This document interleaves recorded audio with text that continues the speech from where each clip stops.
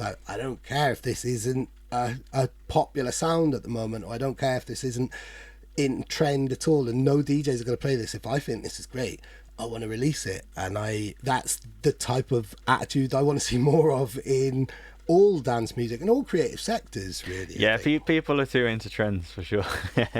Yeah.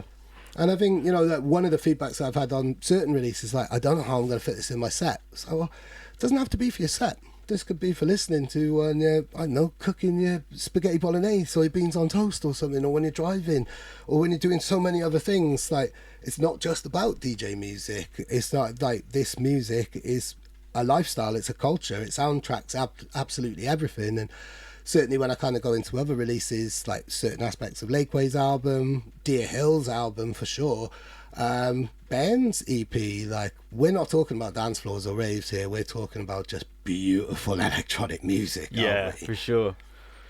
Yeah, I've got a bit of a hot take, which is, I feel like bangers are great, but like, if everyone's trying to make bangers all the time, then there's less room for stuff to just naturally develop.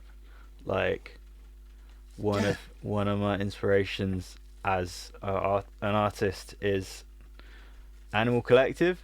And like, I like how they sort of came round to making like pop music after years of just doing like really strange like stuff. weird like howling and like super long experimental songs and stuff. And like the way that it worked out so well at the end was because they had just spent so long just like doing exactly their own thing.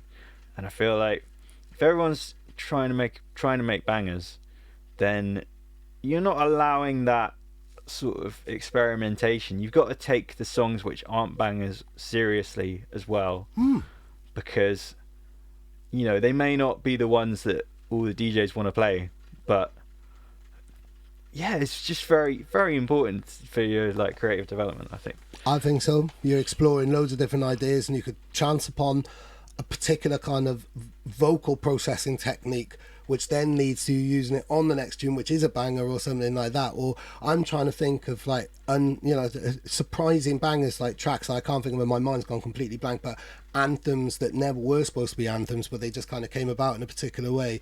And there's no way that anybody could have sat down and go, I'm going to make a banger, and then come up with that. And it's got to come from that unexpected side in that type of way, really, hasn't it? And if you're not given that freedom and you're not letting yourself off the leash far enough, you're never going to know what you can achieve on the boundaries, I think, isn't it? Yeah, I mean, to come back to one more thing as well, it's like, I think it's why I think it's so important that a label like yours is giving space to those releases which aren't like super, this is going to be like on every dance floor, It's like, if everyone's, there's so many like talented people on the scene. It's like, if everyone made less bangers, but still made bangers, just not like every song, then I feel like there'd be so much more interesting ideas like floating around, and then everyone could sort of be inspired by that. That'd be really cool. Definitely.